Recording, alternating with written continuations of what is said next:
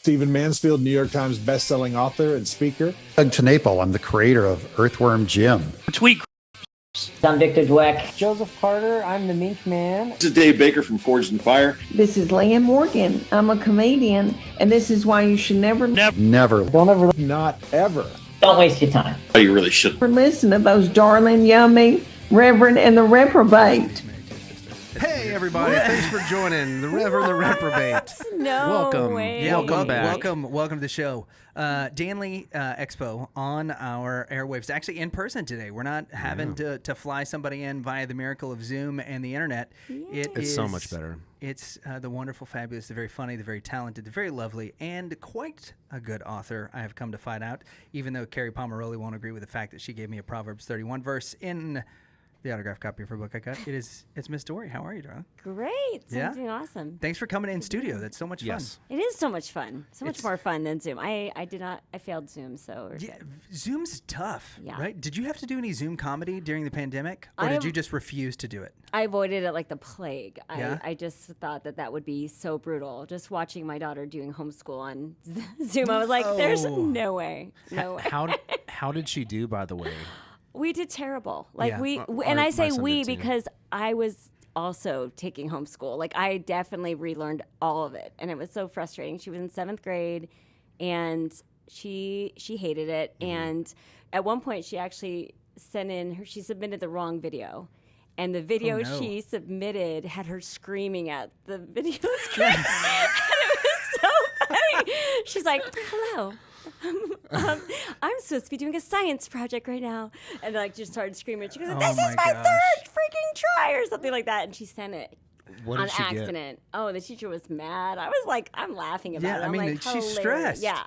Yeah. So she's stressed out. My wife is finishing up her degree in psychology. And so for her foreign language, she's taking American Sign Language.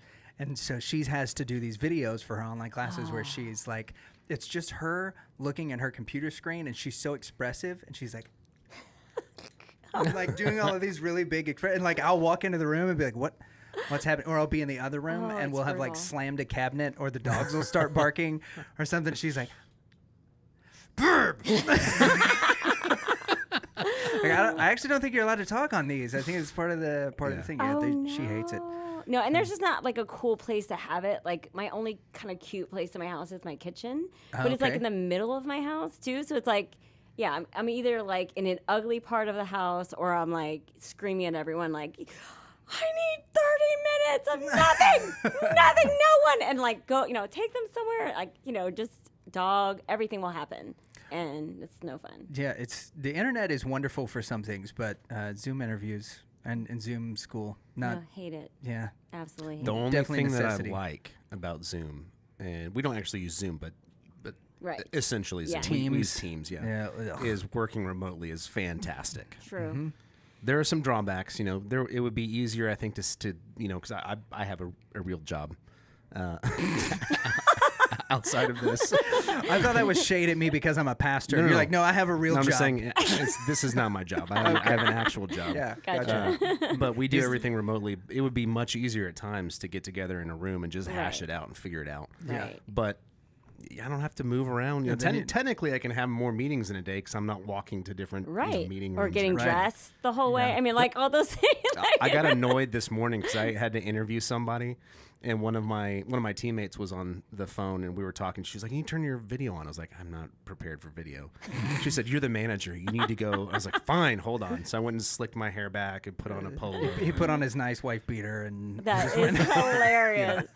Women have to do a lot more to get camera ready, though. I mean, you guys. Oh, no doubt. I mean, can throw on a hat if you wanted. To your point, dude, it was a minute and a half. Yeah. and I was good. If I'm not camera ready, it's like, give me 2 hours. I was good from this point up. Yeah, I mean, that's it. If I have a jacket hanging in my office for if I get a call that like something happened or somebody needs, they want the pastor at the hospital or something, so I can just take it and put a blazer over a t-shirt. Nice. And since most of what I wear are just like black t-shirts, now all of a sudden I look like I could be somebody's pastor instead of a guy that belongs in a motorcycle gang.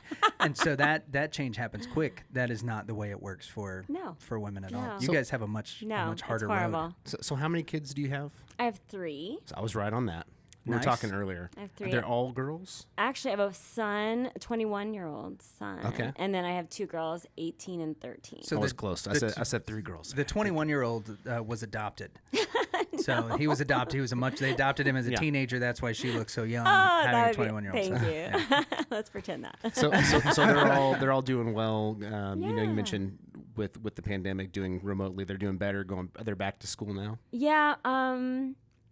So my son is 21, and he's not. He decided he's not a college student. We've learned that after one probably year. good. Yeah. But Neither were we. Okay. And look, Danley's even got a job. Well, I appreciate him learning that after 1 year than 4 or 5 or 6. Right. You know. So and he's applying to be a firefighter though. Oh, so awesome. that's his and he's in the military. He's a reservist. So Is he super buff? he is like, it's so unfair. You know, like he'll do Agreed. like 2 push-ups and be like, "Hey, look at my muscle." Like it's so frustrating because He'll do he's 2 push-ups really, and take a scoop of creatine, and he's good. I know, yeah. He gets an can- ab every sit-up. He can eat Whataburger every day and be like, fine. It's so frustrating. But yeah, so he's fit. And then my daughter is 18 and she's actually in Hawaii right now.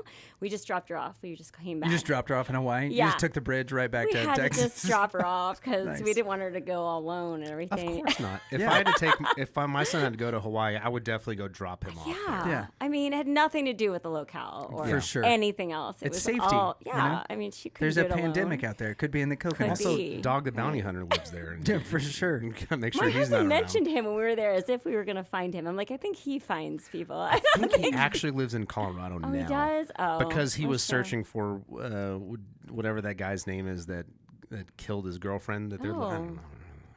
Oh, I don't remember any of their names, but We'll leave that for an Investigates episode. Okay, so you just dropped your Oh, yeah, 18-year-old off in Hawaii. Yeah, she's at a youth with a mission at the base. So, I mean, if you're going to pick a base, you might as She's well doing be YWAM Hawaii. at a base. Yes. In Hawaii. I mean, wonderful. Brian Laundrie. That's not where we got to go on mission trips. They were like, hey, listen, there's a half a dozen homes that just got wiped out in the southern part of Louisiana. It's going to be 115 degrees. Right. And we need you guys to go build roofs for them. Oh. Like, oh, great. Yeah. Sweet. That's what the we got to huge. do. That first, yeah. So Yeah. she'll be there she'll be there 3 months and then she goes somewhere. There's some like, stucco homes in Amarillo probably that, nasty. Yeah, exactly. Like, that are no, really hot for the homeowners. We need you Dory's to go. daughter needs to go to Hawaii. She does. She belongs there. Yeah. She's so Hawaiian. No, she's not. But and then my 13-year-old is at home with us, and she's I feel bad for the break. So the 13-year-old still lives at home? She lives. Yeah. Yeah, I guess so.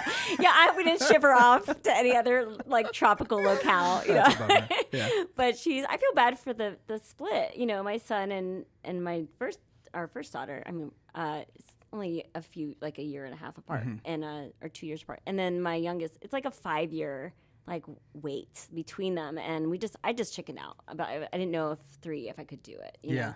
So then I feel bad because she's just gonna be this only child for these awkward 5 years, and I'm like, I'm so sorry. Are you really like sorry for her? Are you more upset that like you and your husband look at each other at the end of the night and you're like, I wish we would have had those others sooner because now we got to have one in the house for 5 more years. Like it could have just been 2 and y'all could have been on your own.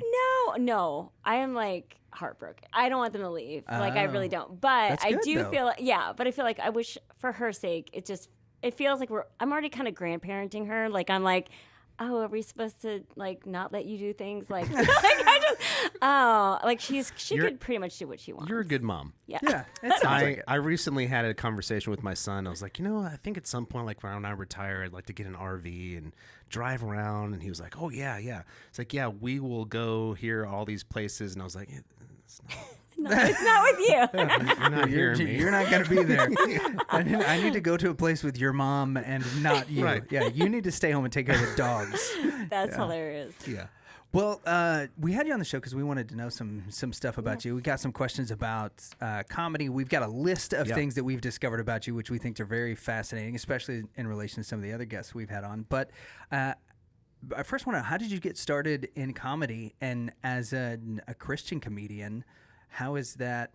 Was that something that you set out to be as a Christian comedian, or is that something that just kind of happened over time where you realized that your faith was kind of going to be the grounding point of your comedy? Great question. Thank you. So in One great question. You're keeping track. 2006 actually was my first ever I guess booking or event or whatever. And I did not set out to even be a comedian. It's funny because I wasn't really allowed to watch a lot of things growing up, and comedy because it was usually not appropriate, especially for kids. George Carlin, Richard Pryor, right? None of those things. Eddie Murphy, all the people we like snuck out to watch. Yeah, I couldn't watch any of those. Like, I didn't even know it existed. Adam Sandler, and that idiot. No, Will Ferrell. yeah. That's so mean. I love Will. I do too. Everybody but my mom thinks he's great. Yeah, Elf is my favorite. Okay, but so I couldn't even watch comedy. I didn't know it existed really until later in my life. But so I liked. This is gonna really date me, so you don't know. I mean, now you'll know how really old I am. But Patsy Claremont, she is a Christian comedian. She's not a comedian. She's a speaker and writer. But my mom used to have a cassette tape of her speaking, and she was hilarious. And we used to play it over and over again. And she just became like my little kind of weird hero. Like, oh my goodness, like if I could do that, and hear the laughter and the what she brought to women. And so anyway, I didn't know that was though. I wasn't like, yes, I'm gonna do that. I just put that in the back of my head. But so then fast forward to 2006, I was at a women's conference, and I'm a Christian, and I had gone to the, just was praying or whatever. And I felt like I was like, hey, when are you going to do that speaking thing that I thought, I told you about a long time ago? And I was like, well, God, I can't just walk up onto stage and just start talking. Like, people get arrested for that. And so I was like, you have to be asked, it's a thing here. And and I felt like he was like, hey, just say yes the next time you're asked, And I talked to God like I'm like, I don't hear audible voices or, anyway, I'm just, having this little mini conversation. God wasn't like, don't worry, I'll send Aaron to help you. He'll come and speak for you. Hold up your staff. So I was like, sure. And in my head, I thought, I'm off the hook. Like, no one is going to ask me, randomly. I was doing some kids ministry stuff at the time, but I'm like, no one's going to ask me to come up on stage and speak. And because I was kind of terrified, actually, about it. And so the next day, I was at the same retreat because we're leaving that day, and my women's ministry director comes over to me and says, hey, Dorie, I heard you had these ladies, all your friends, up laughing last night. I want you to be the entertainment speaker at our next women's event. And I was like, I said, I'll pray about it, which is Christian for no. Yeah, it's no. Yeah. It's a hard, maybe a soft no. I'm going to adopt that because I'm very non-committal. He loves bringing it up. Yes. I'm going to start using that more. I'll pray about it. Yeah. That's all you got to do. And you get out of it. And he'll go, freaking jerk. Yeah. But sorry, go ahead. No, that's really. So you would pray about it. I said, I'll pray about it. And I had forgotten, from the night before that I was supposed to say yes. It wasn't even I wasn't in rebellion. I just forgot. And the next, I was on the way home and I went, oh my gosh, I was supposed to say yes to that. I don't even know what an entertainment speaker is, but I was supposed to say yes. So I called her right away and said, hey, I was supposed to say yes. I don't know what you're talking about, but, And what's crazy was she said, I want you to do 30 minutes. And because I had zero, introduction to the comedy world, didn't know you don't start with 30 minutes. You start with 3 minutes or maybe, 2 minutes and or work a tight your way 5 up. or, I know none of the rules. I didn't know. And so I was like, okay, I'll do 30 minutes.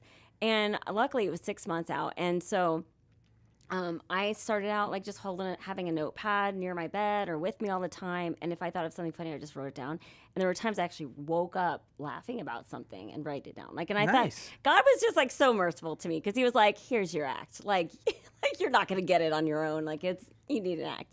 And luckily it went well because I knew if it had not, it would have been the end of the road for sure. Because I would have been like, I'm never doing that again, So it actually went really well. And I started by just word of mouth, just other events would come up. And then I made a crappy website myself. And then eventually I have a website that looks good because somebody else did it. Very presentable. Somebody else did it. But for years I did it myself and it looked terrible. But as long as it had your contact info, that's what mattered. You would think that, but I definitely, it was worse than I should not have touched it. But was it better than Dunder Mifflin's website? I don't know. Or actually, GeoCities. Do you remember the GeoCities websites? No. Oh, they were terrible. Dunder Mifflin's was just said under construction. Oh yeah, that was the joke. And I'm a big office. fan. Okay. Yep. Wow. I did not remember that.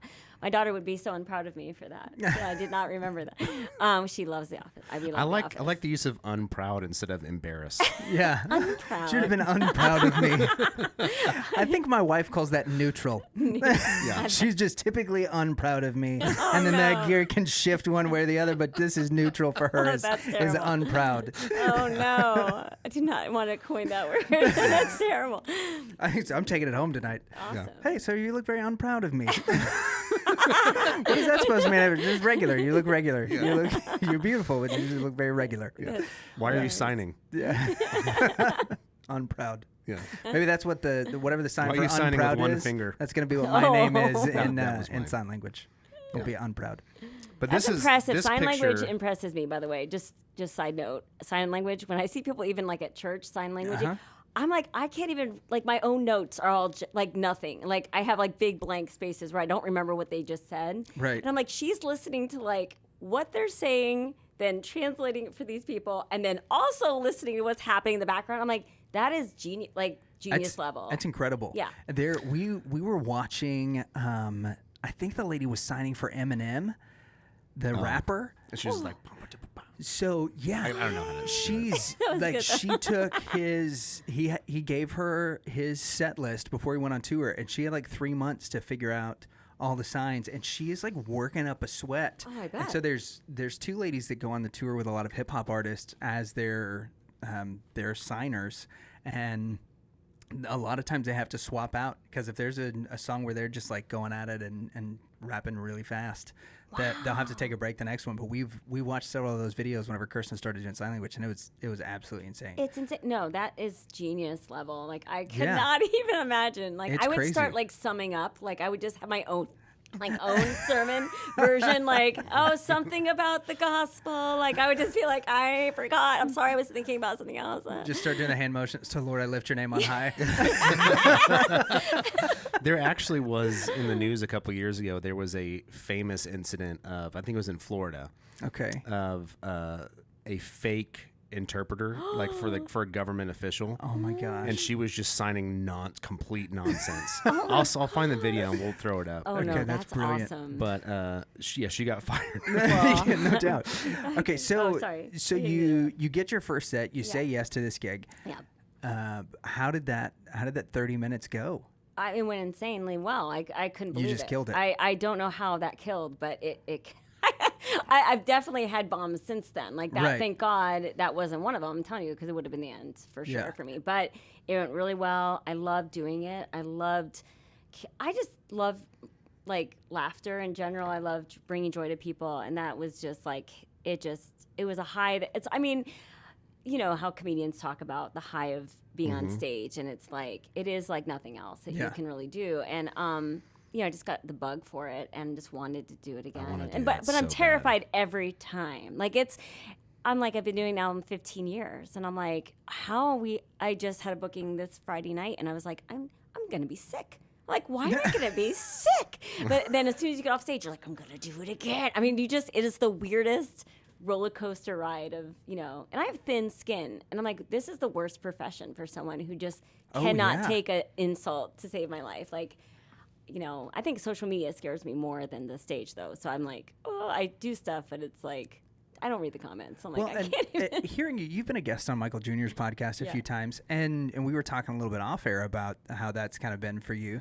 But for you to be somebody who is self-proclaimed thin-skinned, you roll with the punches pretty well on that show and with the other comedians and guys that are on there. So I cry after. No, just kidding. Same. That's what I do after our live streams every week at church. Like, hey, I'm so bad. All right, so that was 15 years ago, Yep. and after that first 30 minutes, you knew comedy was going to be your thing. I didn't know it was like going to be a job. Like it was going to Okay. be something I got to do a lot. I just thought, I want to do that again. I want to do that again. And then I got pregnant with my third daughter, and I was like, I think I did one set really big pregnant. Like I did it through pregnancy, but I was like, this is awkward. Like this, nobody wants to see me up here like this. I don't know. It just looked wrong, and I didn't mention it, which I think I should have. You're just up there holding your back and just pretending like it's People not were happening. Nervous, like is she gonna say anything? Like There's That's a kind of there's a brilliant, special though. that Christina Pazitsky. Okay. She's married to Tom Segura, and she's super pregnant. Oh my goodness. It's. I mean, she's very funny, just anyways. But her being humongous was funnier. Well, you think I would say something about it, like just And joke she about did. it a little. She- I'm saying anyone else would have. I just was like acted as if I wasn't. Well, Like, I think that's kind of genius in its own right, because Yeah. there's something Just to never- like addressing the never acknowledge elephant it. in the room, Right. and then there's another like completely funny piece about not doing, because now everybody at the end was like, okay, so was she pregnant? Like, is that just, was it a suit, or is she just Right, been was it? carb loading the last few weeks? oh, it was funny. I don't know. That's Yeah. awesome. So did you, I guess, how long after the first gig was the second one? Was it something that came about really quickly? It did actually. Like I had like, I mean, I had young children, even though Right. I mean I didn't have the third one yet. The other two were kind of crazy children, and so they were young, and so I didn't want to be on the road all the time. I wasn't like a roadie. I mean, not roadie, but I mean I wasn't constantly on the road or something. But I think people just talked, and like I think I was at another one in a month later, or like weeks later, and I would just do it was more periodic, but it Right. was definitely something I was doing routinely enough that I was like, this could be something that I do, like that I enjoy. Did you take any like writing classes or improv classes or anything to? I was into theater all growing up, like high school and stuff, theater stuff. I did in college. I did like a Saturday Night Live type event that I actually emceed, and Groundlings so didn't or see something. any Yeah. of this as being like possible that I would do again. Like I just thought this is my college thing I did, and I didn't connect the dots at all. Like my family was like, "Of course you are." Like this makes total sense, and I'm like, I did not see this coming at all. Like everyone knew before me. Is it possible for for someone to be a comedian and be lazy? I'm lazy. I Okay. am. No, seriously. Because It something is. that I want to do, but I don't want to go take classes. I didn't take. I did take an online course And I back when shouldn't say before that, it was but it's even a kinda thing. true. I took one online course. So here's Here the we thing: go. Any, Here we anything go. that requires like more than the amount of effort to make somebody unproud is more effort than Danley's willing to put into it. Yeah. Yeah, I want to do it. I really want to do stand up. Yeah. I would you really like to do should. it. It's not. I don't want to go I'm bomb. I am and lazy. I'd be okay with bombing as long as I had some material. And I don't know if it's ADHD, but I just forget stuff all the time. Oh, I'm ADHD big time. but Yeah. so you did say that you have bombed, Yeah. right? Your first time Like, it's going out, inevitable. you killed it. How long between that first time and your first bomb? And what was that like? Did that shake you after having so much success right off the Right. bat? I think my first. I mean, I this is the problem. Because I'm in such a small. Is it niche or niche? I don't know. Yeah, one of those words One for of sure. those two. Nick. I'm a female Christian comedian. Like, there's just not that many, especially back in 15 years ago. I mean, Right. I was one of the only, you know what I mean? Like, I wasn't, Yeah, I think there probably. wasn't very many. Yeah, Carrie Pomeroli might have been one of the She was, only other ones. I opened for her back in the day, like back then. Like, Yeah. She is early our on. best friend. Yeah, love Carrie, her. Shonda Pierce would have been one of the other ones that was Yes. around then. But you are looking that you were Very like one of like few. 3 or 4. Right. And, yeah. and honestly, the price jump from me to Shonda Pierce would have Oh, been it's at that huge. time humongous. You know, so Yeah. I was like hot item because of that, you know, because I was cheap and I was, you know, and Same. But but I ended up so I was like at one that had like 1,000 people in the audience way too soon. Like I was not ready for that. And they had some, I mean, there are some, so I would say it was within the year, my first year. Oh, wow. I was in front of an audience of 1,000 people. And I'm like, That's I awesome. really should not be here. Like, you know, I should be in a little tiny comic, like, you know, Like an open mic. yes, or I should or not a be featured. right. I didn't know what I was doing. I mean, I really didn't. And so I was in front of this big crowd, and unfortunately, the venue was really bad. Like it was for a trade show. Oh, so that's it had brutal. poles, like 1,000 poles. Like I'm like, is this a pole per person? Like there's so many poles in this room, and the echo was so severe that no one really could hear. What do you have against the polls? When you can't, She's you're German. like, hey, I mean, it was just like, you know, you're maneuvering, like, how do you, I mean, no one could see, it was terrible. So, like, looking back, I don't know even now if I could have killed at that event, Right. you know, but it was a lot to bomb in front of that many people. I just remember like the sweat. I mean, I was like sweating. I was Is it hot in here? I was miserable up there. I mean, it was miserable. And I thought, you just do your time. It doesn't matter if it's bad. So I did 45 minutes. Ooh, what a in trooper. front of 1,000 people bombing. It was Oh, the man. worst 45 minutes of my life. And I just wanted to die. I mean, I just, but you know what's funny is like I literally walked off the stage, and usually like anything else I do in life, I will beat the crap out of myself. I'll be like, oh, you stink at that or whatever. For some reason that day I was like, well, if that room was better. I have no idea where that confidence came from. I'm like, it was Jesus, because it's not me. It was the polls. it was the pole. And I mean, still to this day, I'm like, it didn't shake me. I don't know why. That should have totally shut me down. In any other area of my life, I would have been like, never again. But that, for some reason, I was like, well, it could. There are some amazing stories of bombing stories. Patton Oswalt has one that's fantastic, where he was telling.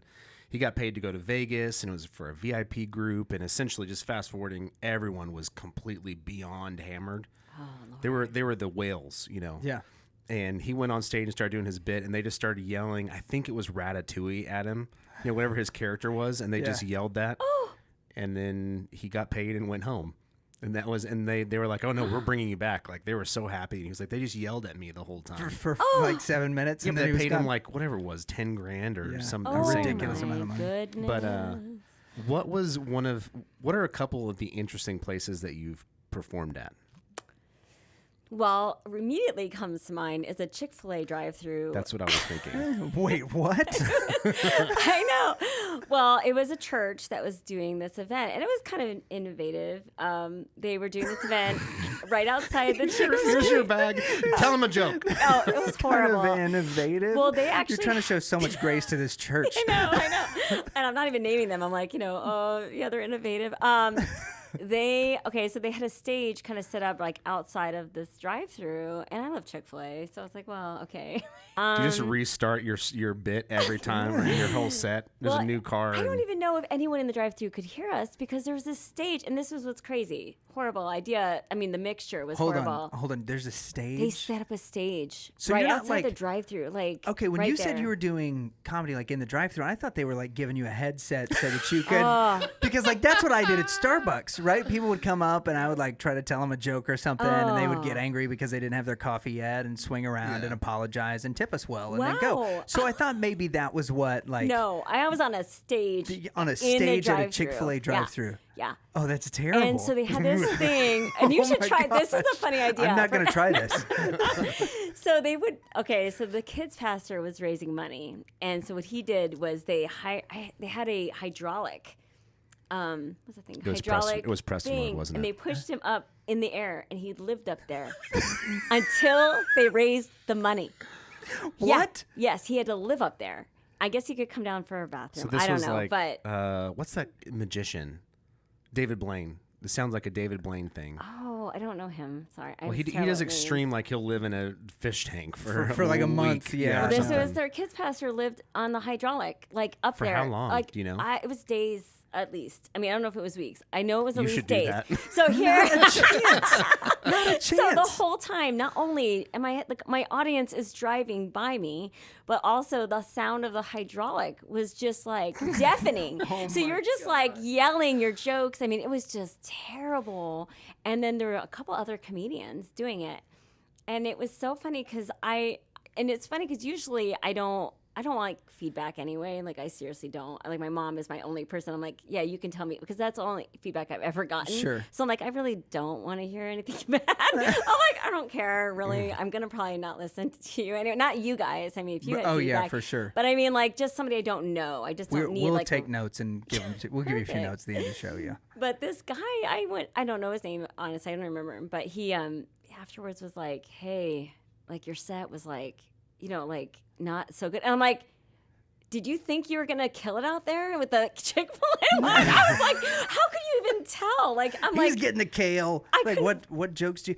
How did? it was horrible. So, one of the things I've really loved about your comedy since we've kind of gotten into you over the last several weeks is that you're very funny in your storytelling, but you're also very funny situationally.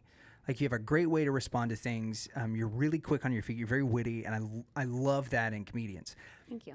Where did that part come into play when you were on the stage in this Chick-fil-A drive-thru? Like, were you trying to stick to your set, or were you like making fun of people as they came through? Honestly, I wish I could say I was making fun of people, because it was bad. Like, I wasn't like that early in comedy at that point, but I wasn't like prepared for that. I did not picture it the way they told me. No. So when I got there, I was didn't like, either. You're telling us the story. Is going on here? Like, I just couldn't. So I did not do a good job. Like, I just plowed through it. Like, it was how can you bad. know whether or not you did a good job just because this one? Well, that's why I was like, the one time. Yeah, the one spare guy gives you notes. Hey, that wasn't a great set. Okay, thanks. Wow, I was like, what? Like, I'm like, come to a regular show. Like, I will. You can. Even then, I don't want to hear it. Tell me, but at the same time, I'm like, you really would judge my set on this show? Like, I wouldn't even, throw out a joke if it was like, oh, it didn't do well at the Chick-fil-A drive-thru. I would be like, yeah, it wasn't gonna. I could have my best ever, and it would not. Yeah, so I don't know why didn't really kill with this one at the Chick-fil-A drive-thru. Like, that would be enough to get me to laugh about whatever it is you were saying. Oh, it was so fun. That is a pretty epic story. I cannot believe that he was on a hydraulic lift. I know. It was just. It was Prestonwood, wasn't it? No. We had like a We're bed sorry, up Dr. there. Graham. He didn't mean that. He had a bed. I was just speculating. Yeah. It was bad. It was Thor Ramsey's Church from Church People. That's what it was. Yeah. Yeah. It does sound like that. It does. So comedy in the Chick-fil-A drive-thru. Yeah. Yeah, that sounds like an absolute hell gig. It was. So there's a guy that we've had on the show a couple of times named David Baker, and he is a historic weapons recreation specialist. And he's got he's on a show called Forged in Fire on the History Channel.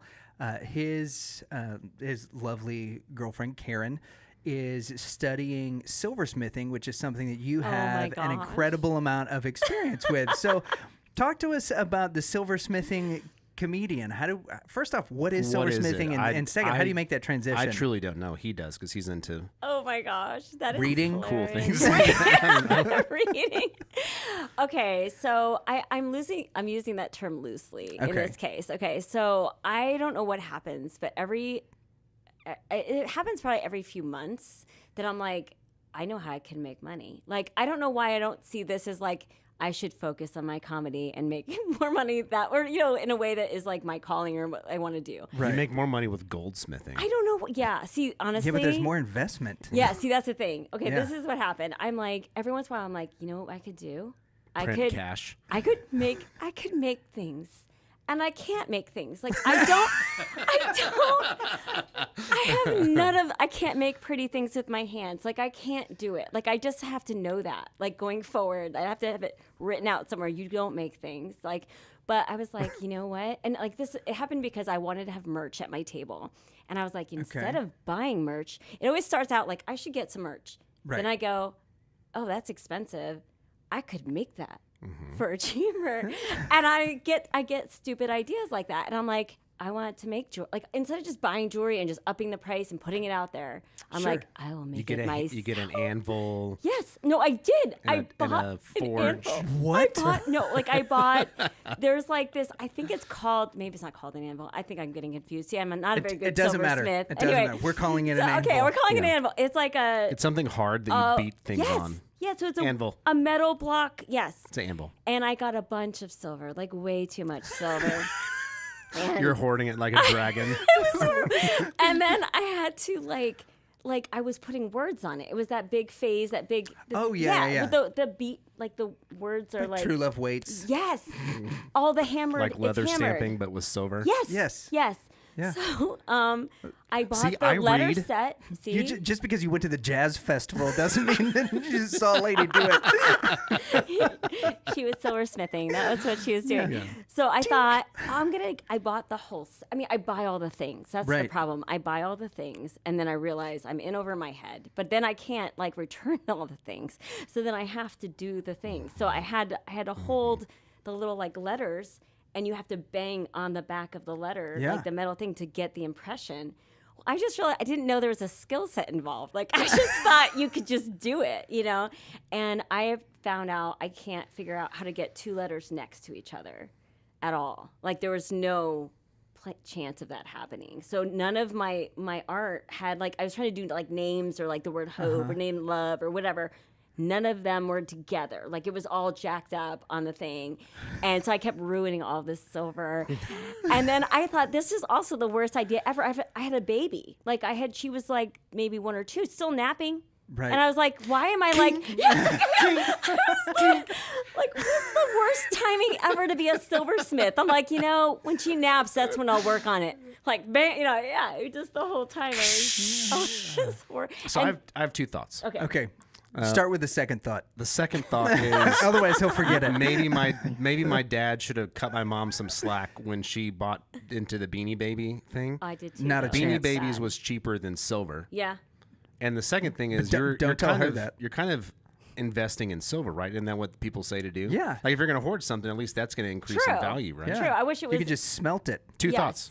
That's a good Done. point. Done. But Thank you. they also, last part about this is I didn't know that they came really sharp. Like I didn't know you have to like sand it down. Like Oh, the silver. Yeah. So like, and I'm lazy, so like I would only sand it so far. Like because I was like, It's fine. It's good, And so these necklaces were terrible. Like they would like cut into your. I made one for my mom because I'm like, well, I can't like not do this. So I was like, well, at least I'll knock Mother's Day presents off the list, And they like cut them. Like it was horrible. Dorie, that necklace bit me.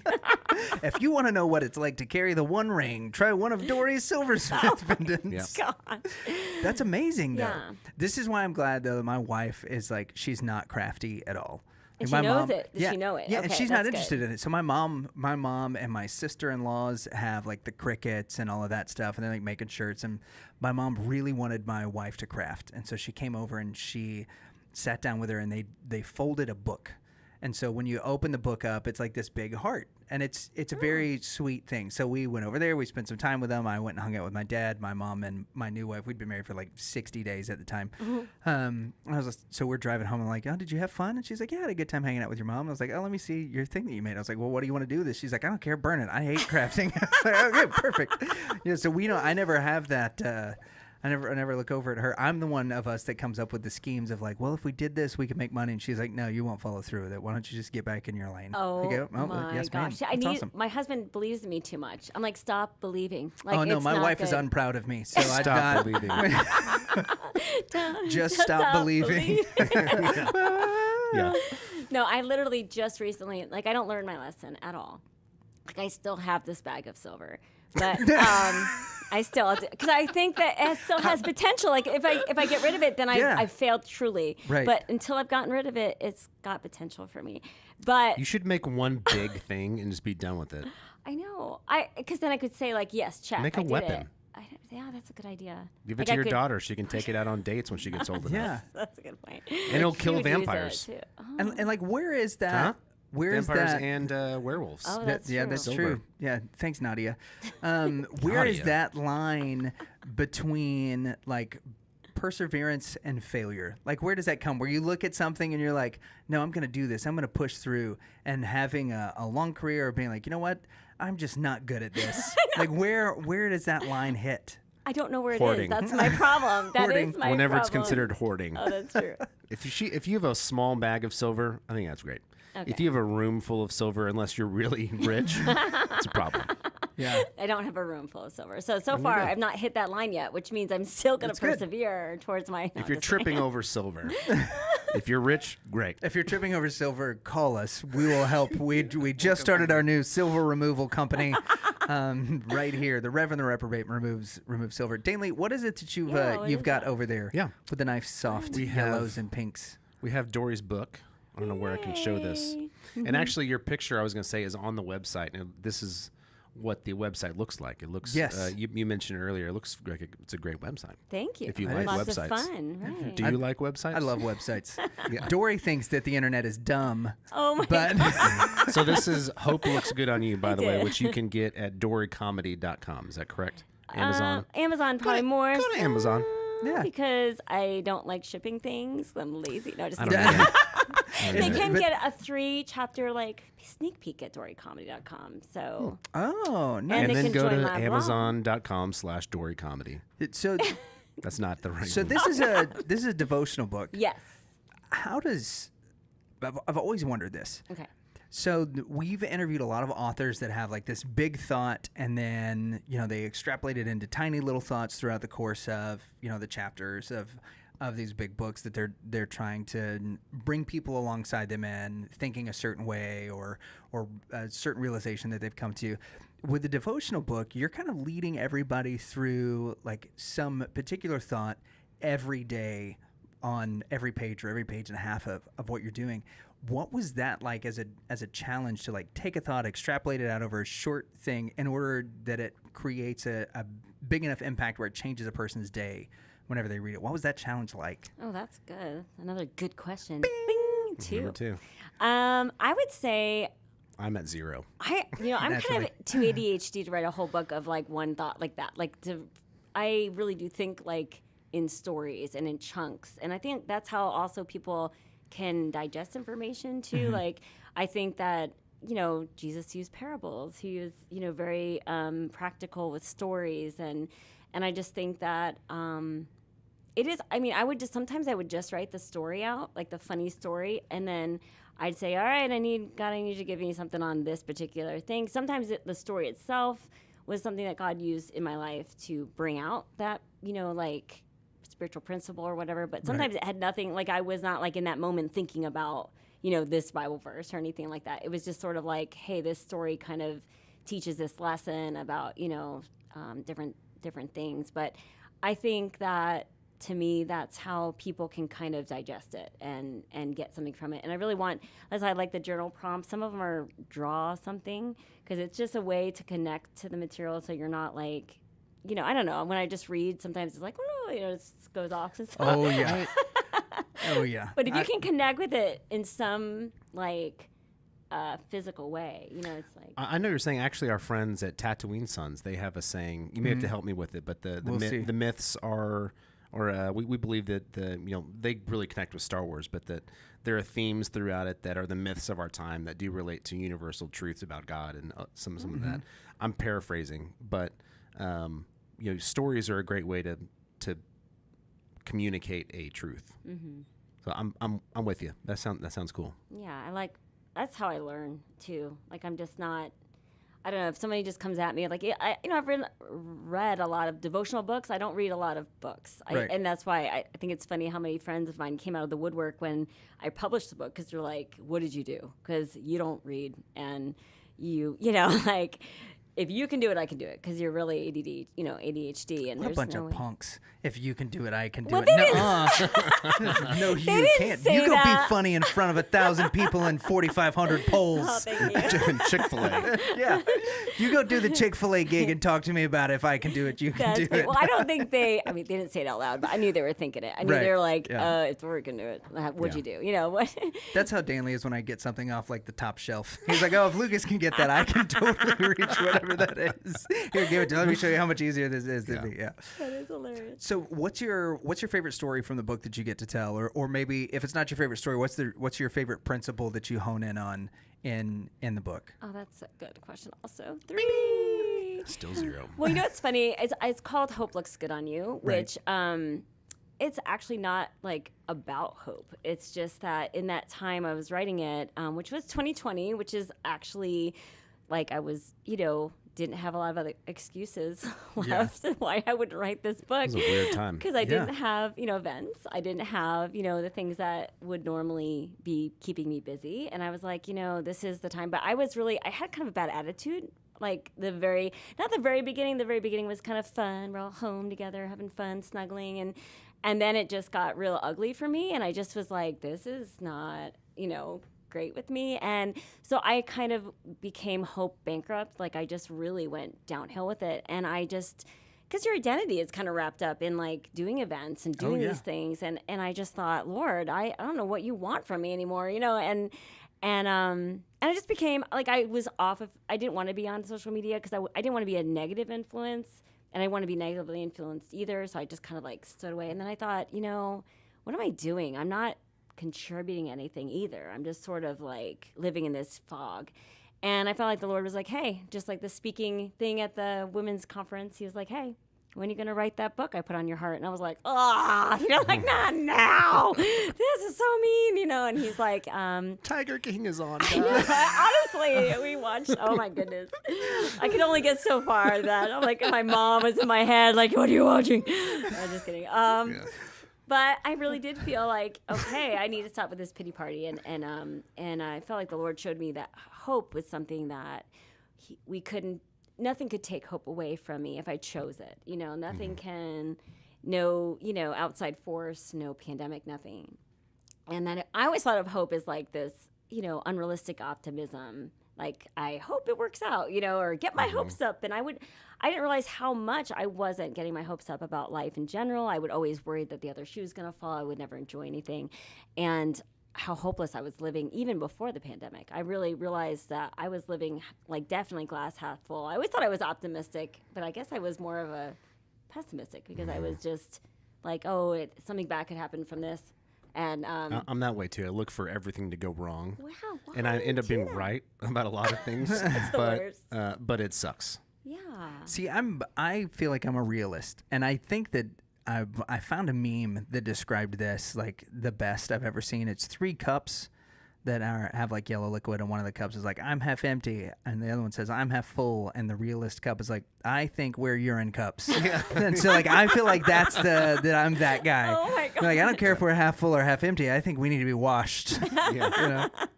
That's awesome. So you found yourself in this place where you needed some hope. Yes. In the midst of it, and the Lord was finally pushing on you. I said the Lord was finally pushing on you. You were finally receptive to the, hey, I put this book on your heart so that you could inspire all your other friends. Look, take Dorie a super cute picture. Yeah.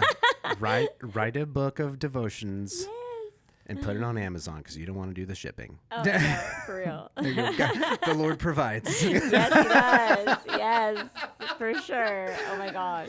Through Jeff Bezos? Yeah. Is that the I know. I had a love-hate relationship with him for a while, but actually, I love him because all my stuff comes from Amazon. It's horrible. Yeah. Anyway, it's a little much. So then if hope's not the base principle, or if it was kind of what it came out of for you, what do you want to see people get out of this devotional book? Like, if you read it cover to cover, your goal is to impart, what onto that person that does read it and goes through the entire plan. Right. Well, I think that I kind of was going around in a circle, but what I was thinking was that there's a lot of rabbits in here for us to chase. So we're all good. When I talked to some, the people that were pre-reading it and also reading it, I thought, should I have not used that title? And they're like, it's actually hope is a theme throughout the whole book, and it's just like there's a joy and a hope that there's 21 devotionals in there, which I guess 21 is a magic number when it comes to forming habits. I don't know if that's really you can drink. Is it? Wait, you can. At 21? Oh, I'm sorry. Okay. I'm sorry. I was like, wait, what? Just forget it. Danley just bombed in a room full of 2 with 0 poles. Oh, no. That's hilarious. That's a pole right there. Yeah, you got true. one There pole. is a That's pole. more of a pillar. It's more of a And pillar. you know what? It was the pole's fault. It was the pole's Yes. fault. Yeah. You feel good about yourself. Yeah, there you go. I feel great. Yeah, good. In your cardigan. So 21 is a great 21 number. days to form a habit of hope. And I feel like if people were able to, each day start their day with something that is brings them hope and joy in their life, like a funny story, a biblical truth, this journal prompt where they can write something or draw a picture of something that helps them cement the truth in their heart. I think that's my hope. That's my hope. Hey, yeah, see what I did there? Yeah, that's great. We actually, kind of sticking with the theme of hope. That's why we started this podcast. Like I said, he tricked me into joining the church through the podcast. Perfect. But, everybody's got to have a strategy. But it was in 2020 as well. It was very dark. Right. There was depression for me, and I still deal with some of that stuff, frankly. But coming here and hanging out is kind of the hope of each week. It's kind of the highlight of I do get to do something fun, and one of my favorites has been getting to meet comedians. Yeah. Awesome. And somehow we found ourselves getting to know all of the comedians in Nashville and some in LA, and we have not met anyone in Dallas. So I'm glad to meet you. the first comedian in Dallas. That we kind of had this conversation. We need to meet people around here and find out where they're going. Are there so in the we're still kind of in the pandemic. Things are opened back up in Texas, but where do you find yourself, or where are some opportunities for comedians here locally at DFW is what I'm talking about? It's it's hard because I don't really go to a lot of clubs and stuff because I don't know. I've gone to some and they're great. Honestly, I don't know why I don't do it more often. My husband's always like, "Why don't we do this more often?" I don't know, but there's like the Improv and then there's the Hyenas. Yes. Are there any more you're aware of off the top of your head? Backdoor Comedy is awesome. Where is that? Backdoor Comedy is in I think it's a DoubleTree Hotel. And the owners, I think, are Christian comedians, and they're incredible. And they've been there. It's actually the longest running. I just read an article about them. Longest running comedy room in the DFW area. That's cool. And they're awesome. And they actually, when my husband and I went there one time, I was just kind of checking it out, so I didn't go on stage. But they had an open mic, and they have some really good, basically rules to keep the room clean. And so it's a nice place to go because you're not gonna get just bombarded with hecklers and nastiness. Yeah, and I mean it's a lot of comedians waiting their turn to go up. I mean you have to bring, so it's not I don't know, there's probably a lot of people there too that are just, I could tell oh, that guy's working writing stuff down, so it's nerve-wracking if I was gonna go up on stage, to be in front of just a bunch of other comedians working on their act, and I'd be like, oh, they're not gonna laugh, But and I was actually, my husband and I got in a little argument at that place because I've always thought that, he has never really been a loud laugher, and so anytime I practice in front of him, he'll just smile real big, and I'm like, okay, you just don't laugh out loud. We go to this open mic. Oh no. And my husband, he loses it, finds his voice and laughs louder than, it was an embarrassing laugh. I was looked at him oh, not only are you embarrassingly loud laughing right now, but you never, ever laugh like this at me. But the guy just tickled his funny button. And he went his eyes, went closed. He was crying. I was so mad. I was well, I guess you do laugh out loud. So I think if it were the opposite, if a wife never laughed at her husband's jokes or something, it would be way worse. That's fine, but I think that wouldn't be fine. This is you're nope. Yeah, well, no. I mean, if you were to do comedy and your wife never laughed at your jokes, then that'd be fine. She'd be like, "No, honey, you did fine," and you could just carry it. But the fact that it is turned around, that's yeah, I get it. It's a little harder than you don't think I'm funny? I would immediately be like, "No, you're hilarious. I just does that equate to you don't love me?" Oh yeah. Well, I just am I don't Is even. laughter your love language? I think so. I think I do like the feedback. I do like that, because I'm well, everyone else, I thought I did okay. Well, that would devastate me because I love making my wife laugh. Yeah. It's my favorite thing ever, is putting a smile on her face, and I mean that seriously. I'm not serious all that often. I love making her laugh. Yeah. I love making people laugh, but anyone that's really close to me. So if she never laughed, that would be devastating. And he'll laugh, but it's just be this we'll laugh, but it's not it's not I a was belly laugh. and it was for the a badge act, of honor is making my wife pee a little bit. Oh, yeah. See, that is the best. So we had our. I'm sorry, honey. That's awesome. This week, this will come out of a few weeks after this event actually happened. But we had a comedian friend of ours come in and play our church this weekend, Moody Malavi, and he was great. And he was telling fart jokes. Oh my gosh. Which were if a fart joke can be tastefully done, and colonoscopy jokes. Yeah, this was tastefully medical done. Ones. Yeah. So I see. So it was very funny, but my wife thought it was hilarious. But if I bring up even if I'm talking to my 4-year-old nephew, right, and I'm like, hey, poop, and he starts laughing, I'll get hit, and she's like, grow up. Well, there's no punchline there is for the kid, right? Yeah, but yeah. she's like, no, it's not funny. But yet he's telling this stuff and cracking up. And you're so I can. There's a small amount of empathy that I can relate here. Where I'm watching her crack up, and I'm like, you don't really think. I get what you're saying. Funny. All of the ladies in the audience were laughing at that. Yeah. None of them were like, But that's I don't like farts. I could. They were all laughing. I could do that in a sermon, and they would be like, "Hey, time to fire this kid." Yeah. It's done. Yeah, he told his one and only fart joke on Sunday, and now it's time for him to go. It's over. Yeah. So, that's well, funny. Dorie, at the end of all of our interviews, we do a segment called Controlled Rowdiness. I heard that. Yeah. Oh, my goodness. I've heard good. of it. It's You've heard of it. proceeded. But we have to completely change all of our questions then. Yeah. So what we're gonna do is we got some rapid fire questions for Okay. you. Most of these have been curated for you. Oh boy. So Okay. there will be a few in there that are just some of our favorites. So you just answer the first thing that comes to your head. Okay. And we'll go from there. Danley, do you want to start this one out, or are you gonna No. give me the honors? You're going to go first. Fantastic. So, aliens have landed. Oh, Then Lord. they've taken you. You are the Earth's representative, and they give you 60 seconds to tell them a story so good that they're not going to destroy the Earth. The timer starts now. Oh my gosh, I would cry just the whole time. The Earth is destroyed. No, Like, it's there's- going to be destroyed. No, It's I going to know, be but it's destroyed. going to be destroyed because I won't be able to think of anything. I Like get I will it. just freeze and I'll say, "I'm sorry, You're going everyone." to be doing this. I'll like, take- I don't want to be the one to do it. I don't put him in the spot. I feel like a lot of pressure. No, seriously, like my husband and I already have a zombie deal where like if there's zombies, I don't want to live in it. Like I'm like I said, there's a time when you're gonna shoot me, right? Because I don't want to be in it. Like I'm like I will run to them and let them take me because I don't want to be in it. Are you scared of So, a preemptive shooting you in the head and then he ends up being wrong?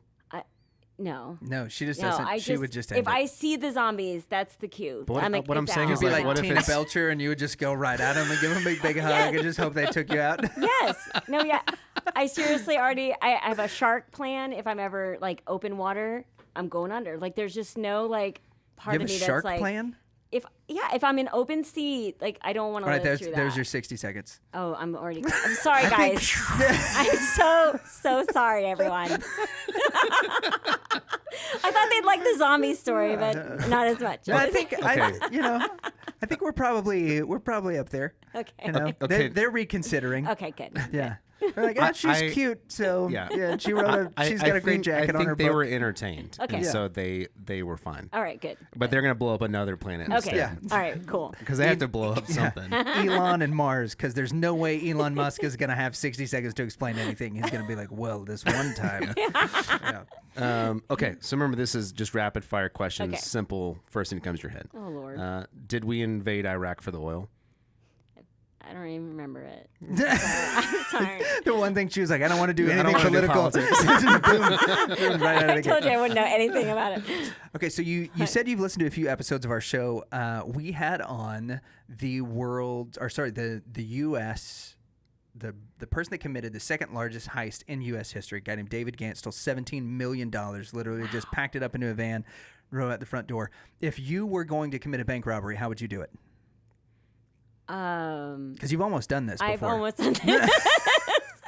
I would dress up in an all black like costume with. Well, see now it's so easy with the masks. Sure. I mean, I'd be like, I would just go in with like a hazmat. They suit. wouldn't know A until. hazmat suit and be like, there you go. No one would see me. I'd just look really, really safe and just take You'd it. start coughing and everyone Yeah, would run out. yeah.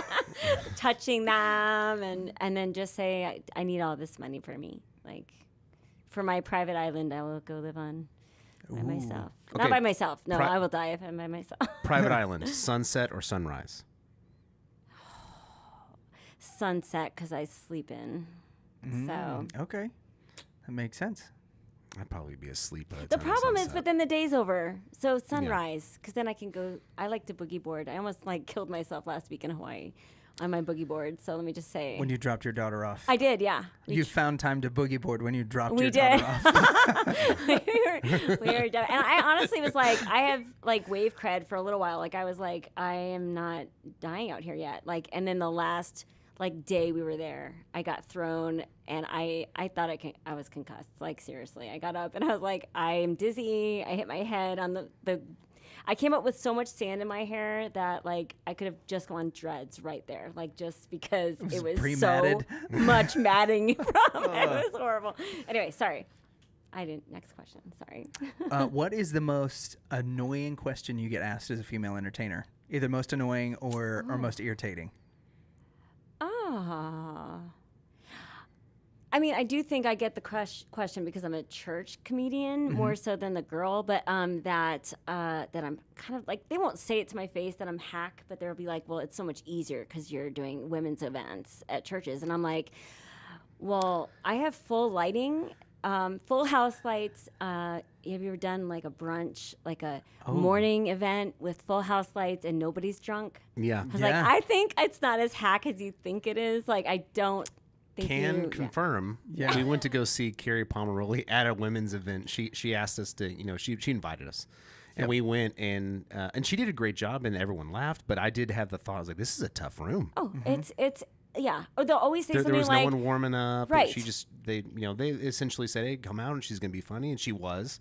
But yeah, there was no drinks. There was, Yeah, and there's a weird expectation level that's set too as a Christian comedian, because everybody's line of like what is and isn't on the table is very, very, very different. Yes. Because there's some people that don't think that, like, we were talking about the colonoscopy jokes. They're like, no, that's too lowbrow. That's not something a Christian comic should do. Or as a female Christian comedian, I think there are some that have walked this line really, really carefully. I think Patsy, that you were talking about at the beginning, my mom loved her books. She would just like laugh out loud when she was reading her books, because she walks that line between like the honesty of being a woman and the different things and cycles that you go through life, no pun intended, but also, she walks this fine line between being honest about those things in a humorous way and not being gross about them. And everybody's line is different. And when you walk into a room that is filled with especially church ladies,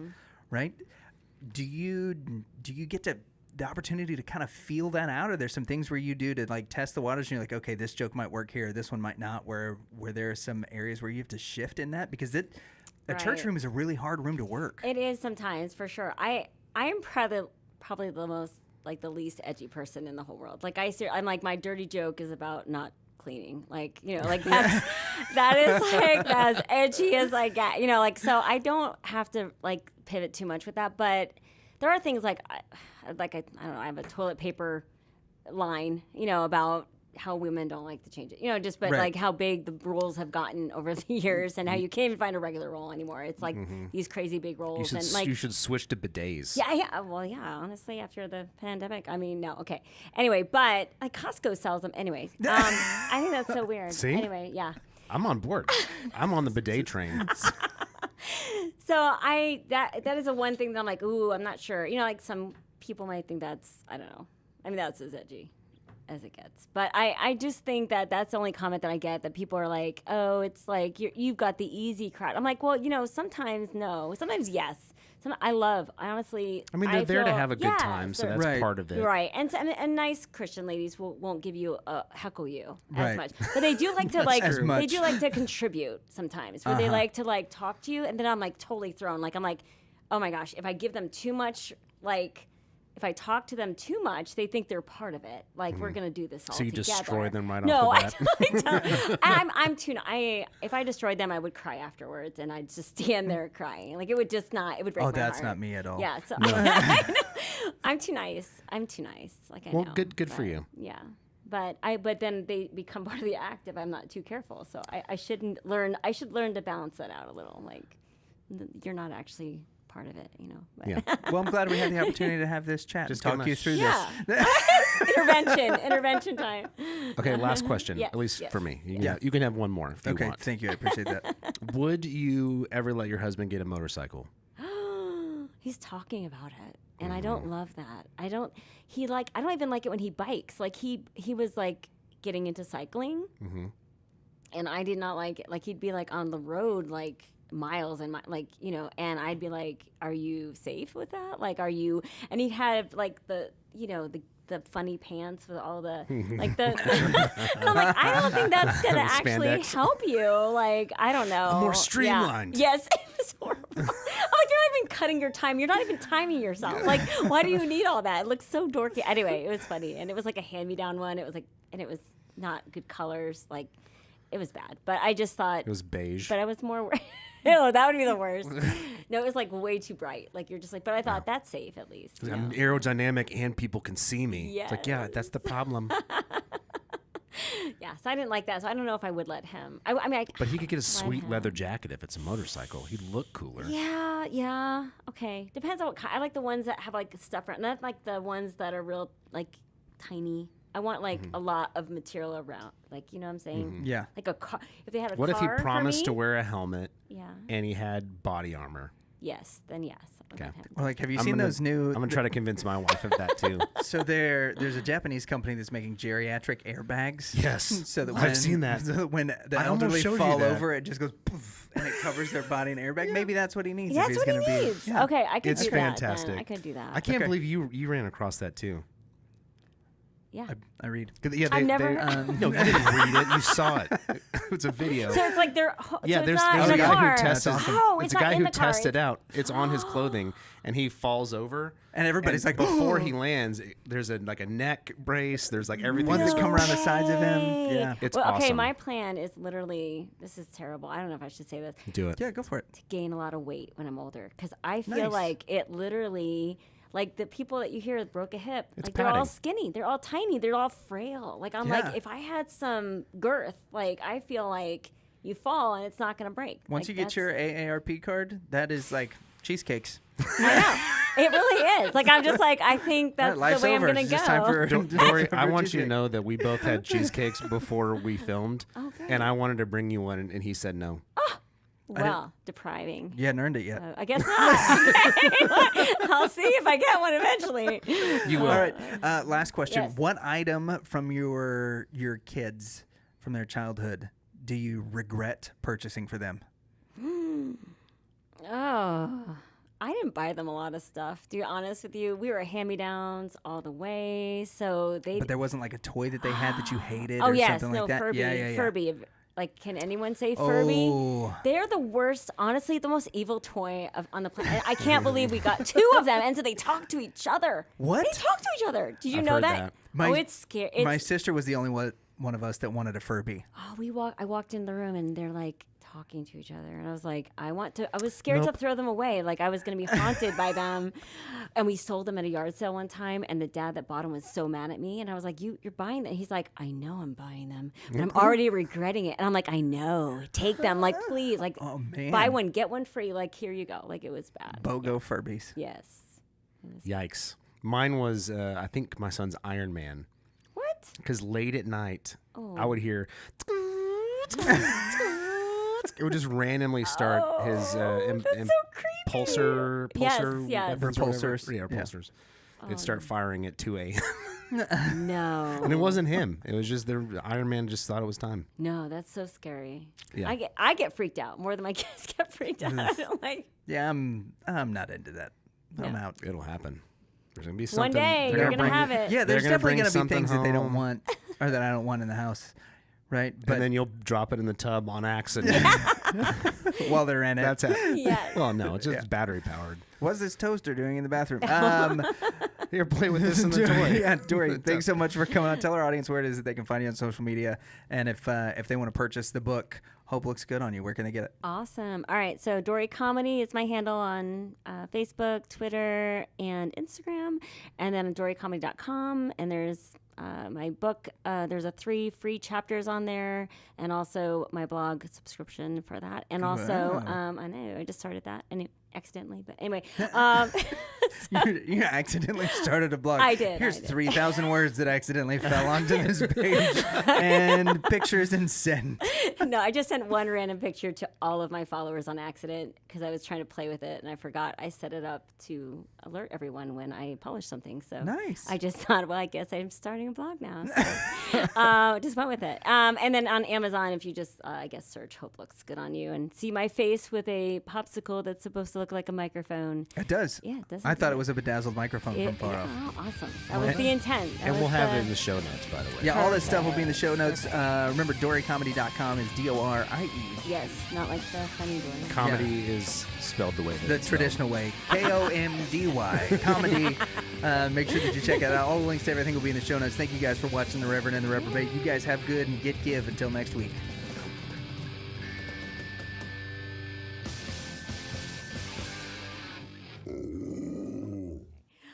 So this is Dorie McLemore, and this is why you should never listen to the Reverend and the Reprobate, because they did not bring me cheesecake. So...